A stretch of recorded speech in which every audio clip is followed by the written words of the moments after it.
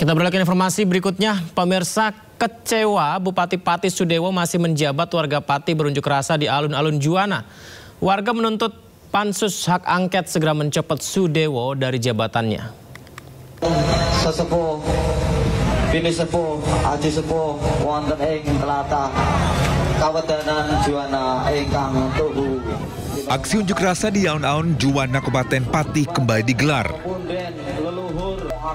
Ratusan massa yang tergabung dalam koalisi masyarakat Pati anti premanisme membakar poster Bupati Pati Sudewo sebagai bentuk kekecewaan. Massa marah atas kekerasan yang dialami aliansi masyarakat Pati Bersatu saat menuntut Bupati Sudewo mundur. Kita harus untuk Kapolres usut tuntas atas pengeroyokan dan pembakaran rumah teman kami. Tangkap siapa pelaku dan dalang dari semua ini. Kedatangan warga pun sempat diterima oleh perwakilan Pemkot Pati. Mereka pastikan keamanan warga Pati. Sesuai dengan aturan hukum yang berlaku di Indonesia, bahwa setiap warga negara Indonesia dijamin keamanan dan diayomi oleh pemerintah, oleh negara. Aksi unjuk rasa terus digelar warga Pati untuk mengawal Pansus Hak Angket pemakzulan Bupati Sudewo. Hingga kini, Pansus belum memutus nasib Sudewo. Keseriusan DPRD Pati pun dipertanyakan warga.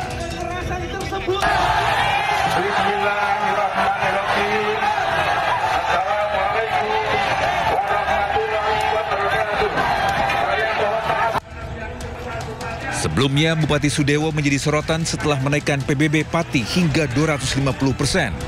Kebijakan itu memicu amarah warga Pati. Massa pun sempat unjuk rasa besar-besaran menuntut Sudewo mundur.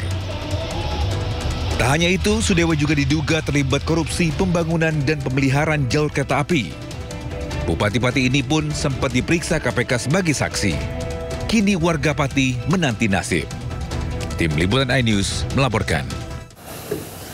Mediasi gugatan perdata senilai 125 triliun rupiah yang diajukan Subhan Palal terhadap Wakil Presiden Gibran Rakabuming Raka menemui jalan buntu. Gagalnya perdamaian dalam mediasi membuat gugatan perdata itu terus berjalan. Pemirsa, dari hasil mediasi disebutkan bahwa Wapres Gibran yang diwakili kuasa hukumnya menolak mengabulkan tuntutan Subhan, yakni meminta maaf serta mundur dari jabatannya. Di mana karena tidak adanya kesepakatan dalam mediasi, maka perkara tersebut akan dilanjutkan ke tahap pembuktian. Meski demikian, Subhan menambahkan bahwa kesepakatan damai para pihak bisa tetap tercapai sebelum hakim membacakan putusan.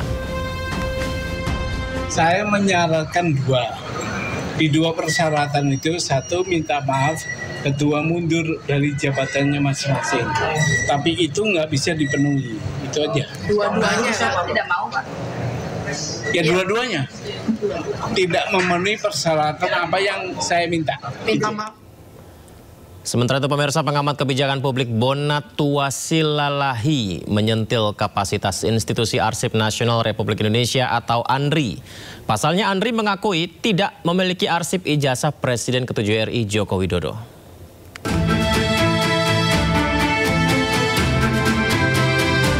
Arsip Nasional Republik Indonesia atau ANRI menyatakan pihaknya tidak memiliki arsip ijazah Presiden ke-7 Republik Indonesia Joko Widodo. Hal ini disampaikan dalam sidang perdana gugatan yang diajukan pengamat kebijakan publik Bonatua Silalahi terkait permohonan sengketa informasi publik terhadap ANRI Senin kemarin. Majelis Hakim awalnya membacakan 3 poin permohonan yang diajukan oleh Bonatua terhadap ANRI. Salah satunya meminta salinan ijazah Joko Widodo yang digunakan untuk mendaftar sebagai capres pada 2014 dan 2019.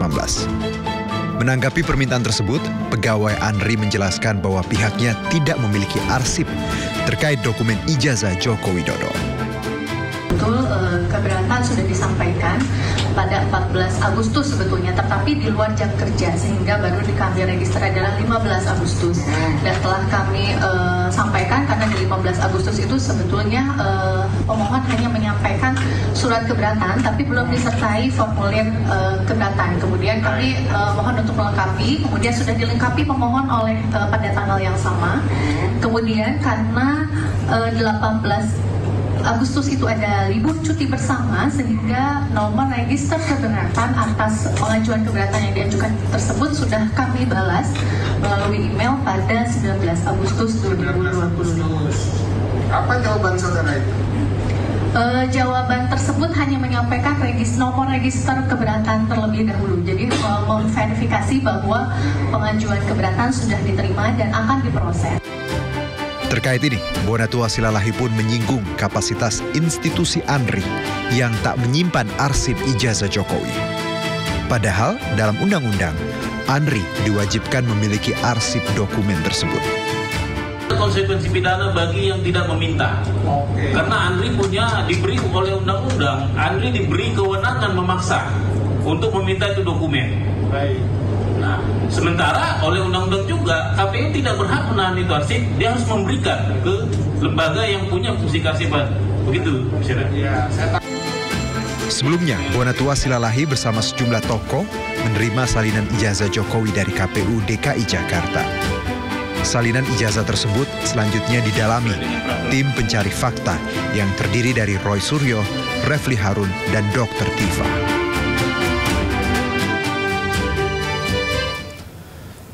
Kita akan informasi berikutnya. Mantan Menteri Pendidikan Nadiem Makarim menyatakan menerima hasil putusan Majelis Hakim Pengadilan Negeri Jakarta Selatan yang menolak permohonan pra-peradilannya. Nadiem pun menyatakan siap untuk menjalani proses hukum yang tengah berjalan.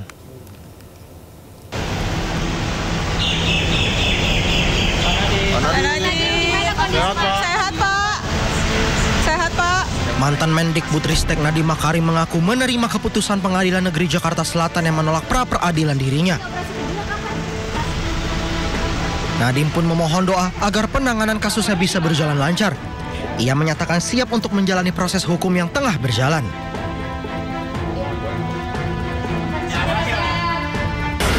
Sehat, Pak. Sudah mulai masih pemulihan. Mohon doanya kepada semua. Saya siap menjalani proses hukum. Tapi terima kasih untuk semua dukungan-dukungan dari pihak guru dan ojol. Sekali lagi terima kasih. Mohon doa. Ya, mohon doa saja. Saya menerima hasilnya. 1. Menolak permohonan pra-peradilan pemohon.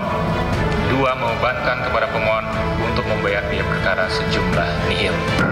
Sebelumnya, Hakim Pra-Peradilan I Ketut Darpawan menolak seluruh permohonan yang diajukan tim kuasa hukum Nadiem dalam sidang di Pengadilan Negeri Jakarta Selatan hari Senin lalu. Hakim menyebut bahwa penetapan tersangka oleh Kejaksaan Agung dalam kasus dugaan korupsi pengadaan laptop Chromebook sah menurut hukum. Tim Liputan iNews melaporkan. Kejaksaan Agung merespon pernyataan kuasa hukum relawan Jokowi, yakni Sylvester Matutina yang menyebut kliennya berada di Jakarta. Kejagung pun meminta kuasa hukum untuk membantu menghadirkan Sylvester di Kejaksaan Negeri Jakarta Selatan.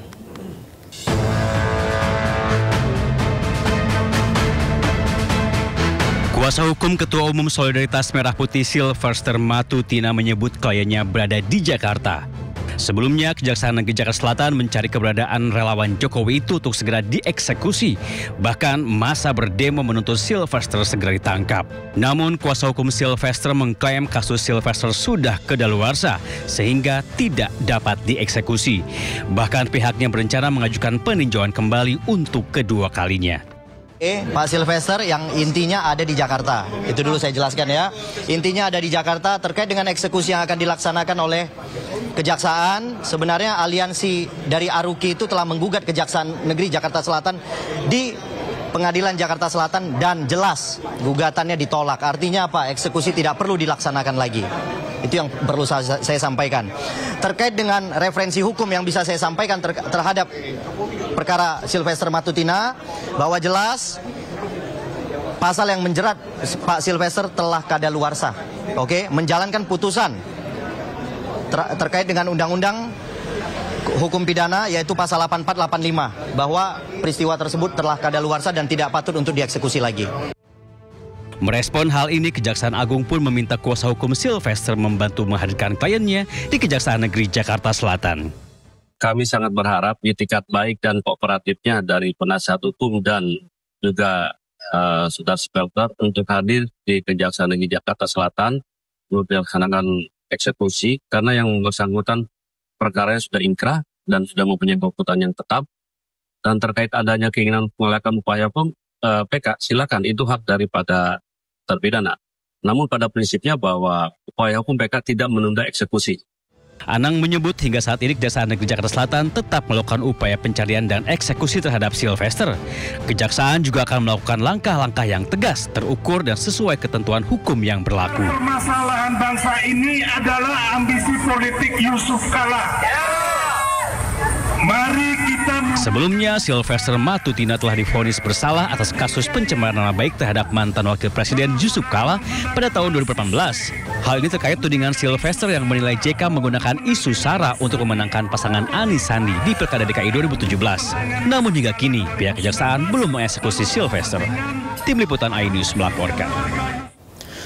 Roy Suryo CS yang tergabung dalam Aliansi Rakyat Menggugat atau ARM menggeruduk Kejaksaan Agung sambil membawa ayam hidup. Roy menuntut Kejagung menangkap dan penjarakan Sylvester Matutina. Eksekusi terhadap Sylvester Matutina, masa negara kesatuan Republik Indonesia kalah terhadap ulah buronan. Puluhan orang termasuk Roy Suryo, John Simon, dan Ahmad Hozinuddin menyampaikan tuntutan mereka ke Kejaksaan Agung. Masa menuntut agar Kejaksaan Agung tidak boleh kalah dan segera menangkap Sylvester Matutina. Kita di sini bersama-sama untuk melihat apakah Kejaksaan Agung dan jajaran di bawahnya, terutama Jaksa Agung, masih punya gigi dan masih punya nyali untuk menangkap buronan yang namanya Sylvester Matutina. Dan saya pakai kaos mencari. Ini gambar orang yang juga tidak punya nyali dia. Ya, kalau dia bukan DPO, tapi lagi kita kejar ijazahnya juga. Ayam sayur ini. Tapi dia pun juga mencari etika yang hilang. Hai Jaksa Agung, segera cepat lakukan eksekusi terhadap Sylvester Matutina. Masa negara kesatuan Republik Indonesia kalah terhadap ulah buronan yang seharusnya dieksekusi. Tidak ada kata terlambat, tidak ada kata kadaluarsa. Sebelumnya Sylvester Matutina divonis 1,5 tahun penjara pada tahun 2019 yang lalu. Sylvester dilaporkan 100 advokat atas tuduhan pencemaran nama baik terhadap Yusuf Kala.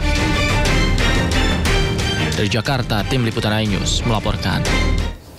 Sebelumnya Sylvester Matutina divonis 1 tahun 6 bulan penjara atas kasus fitnah dan pencemaran nama baik Wakil Presiden ke-10 dan ke-12 RI Yusuf Kala pada tahun 2019 lalu.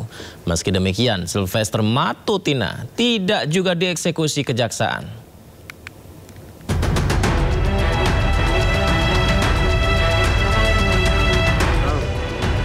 Sylvester Matutina divonis 1 tahun 6 bulan penjara atas kasus fitnah dan pencemaran nama baik Wakil Presiden ke-10 dan ke-12 Republik Indonesia Yusuf Kala pada 2019. Kendati demikian, hingga kini Ketua Umum Solidaritas Merah Putih itu tidak juga dieksekusi kejaksaan. Sylvester Matutina mendaftarkan permohonan peninjauan kembali ke Pengadilan Negeri Jakarta Selatan pada Selasa 5 Agustus lalu. Sementara sidang peninjauan kembali Sylvester Matutina yang sedianya digelar di Pengadilan Negeri Jakarta Selatan 20 Agustus 2025 ditunda karena Sylvester beralasan sakit sehingga tidak dapat menghadiri sidang. Menurut Majelis Hakim yang diketuai I Ketut Darpawan, pihaknya telah menerima surat keterangan dari Rumah Sakit Puri Cinere terkait kondisi Sylvester. Dalam surat disebutkan Sylvester harus beristirahat selama 5 hari. Pengaju atau pemohon PK harus hadir di persidangan. Adalah berbeda kalau yang bersangkutan sudah berada di lembaga pemasyarakatan sehingga bisa dilakukan oleh kuasa hukumnya. Jadi kalau dalam hal ini pemohon harus hadir sendiri di persidangan. Selain itu, Kejaksaan Agung menyebut peninjauan kembali tidak akan mengganggu proses eksekusi yang akan dilakukan Kejaksaan Negeri Jakarta Selatan terhadap Sylvester. Dari Jakarta, Tim Liputan iNews melaporkan.